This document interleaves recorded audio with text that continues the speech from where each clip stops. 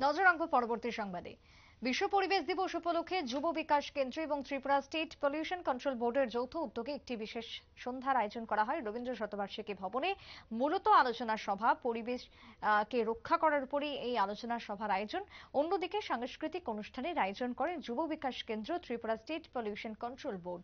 যৌথভাবে এই আয়োজনে উপস্থিত ছিলেন যুব বিকাশ কেন্দ্রের পক্ষ থেকে বিশিষ্টরা, তবে তার সঙ্গে উপস্থিত ছিলেন নিউজ ভ্যানগার্ডের কর্ণধার সেবক ভট্টাচার্য।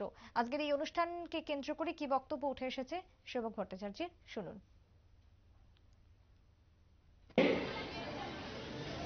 এই পৃথিবীতে এই আমি আপনি অথবা জীব জগৎ থাকতে পারছি, তাহলে এই যে বিশিষ্টতা, এই বিশিষ্টতা নজরে রাখতে হবে।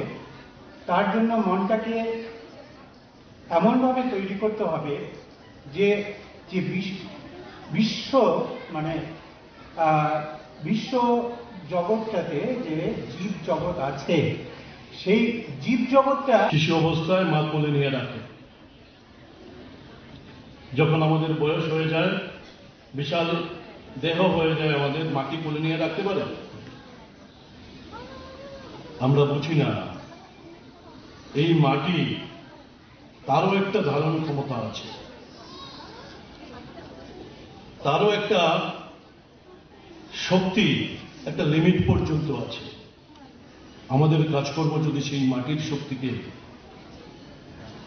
দুর্বল করে দেয়, প্লাস্টিকের ব্যবহার বলছিলেন স্যার,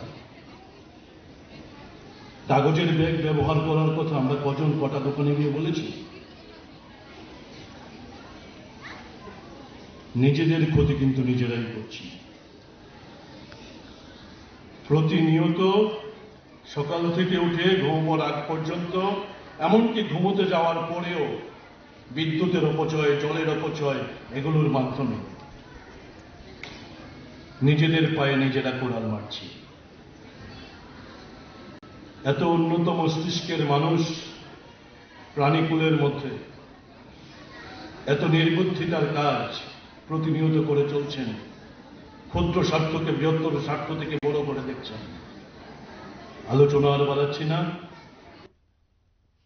আপনারা শুনলেন আজকের বিশেষ অনুষ্ঠান আয়োজন উপলক্ষে সেবক ভট্টাচার্যের বক্তব্য, এবং নিজেরাই নিজেদের পায়ে কুড়ুল মারছি, অর্থাৎ বিশ্ব পরিবেশ দিবসকে রক্ষা করতে হবে, পরিবেশের ভারসাম্য রক্ষা করতে হবে। আজকের দিনে দাঁড়িয়ে একটাই বার্তা সর্বত্রই, এবং শুধুমাত্র আজকের একটা দিন নয়, প্রত্যেকটা দিনই পরিবেশকে রক্ষা করতে হবে এই ধরনীকে, এমনটাই বার্তা আজকে যুব বিকাশ কেন্দ্র এবং তার সঙ্গে স্টেট পলিউশন কন্ট্রোল বোর্ডের যৌথ উদ্যোগে যৌথভাবে যে অনুষ্ঠান ছিল সেখানে বক্তব্য উঠে এসেছে বিশিষ্টদের পক্ষ থেকে। এখনকার মতো সংবাদ এখানেই শেষ করব। পরবর্তী নিউজ আপডেট দেখার জন্য চোখ রাখবেন শুধুমাত্র নিউজ ভ্যানগার্ডের পর্দায়। নমস্কার।